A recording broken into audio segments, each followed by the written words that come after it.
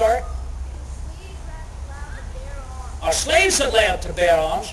Well, I can only tell you this. That was a method by which the last royal governor of Virginia, John Murray, the Earl of Dunmore, tried to incite an insurrection back in November of 1775, realizing that all efforts to contain the colony, according to his particular opinion, were failing. He proclaimed, indeed, an emancipation proclamation unto the slaves that they take up arms against their master. Now, unfortunately, there was hardly ready access to arms for many of them. But a few, very few, did take up arms. You're talking about a population of nearly 300,000 enslaved here in Virginia, even back in 75, and only about 600 were known to have taken up arms, for the most part down in Norfolk. So there is hardly any opportunity for a slave to protect and defend themselves.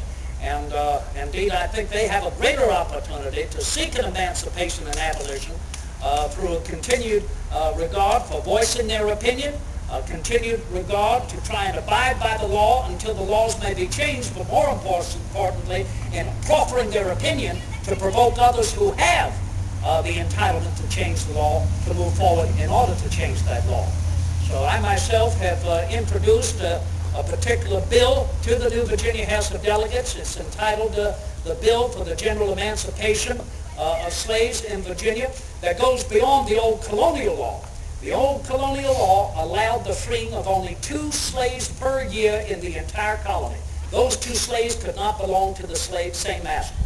They had to know how to read, to write, and have a skill for their livelihood, and that desire for emancipation had to be placed before the governor's council. You might recall that the councilmen appointed by the royal governor were men themselves of great property, means, and particularly great holdings in slaves. And so they were not very progressive in allowing these laws to continue to free 2 worthy slaves per annum.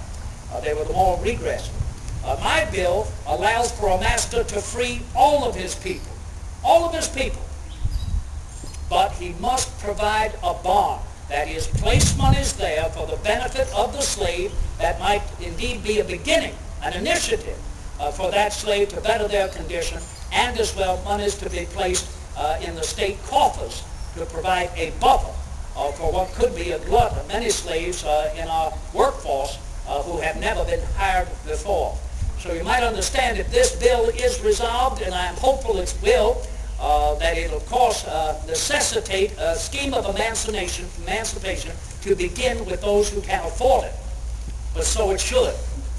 To those to whom much has been given, much is expected. And therefore, I think the road to emancipation must be initiated by the wealthy, and I hope they will ever keep in mind in this general good and common good, which can only be the result, that they continue to keep in mind that last sentence of our declaration I purported earlier, that in mutual support of this declaration we pledge to each other our lives, our fortunes, and our sacred honor.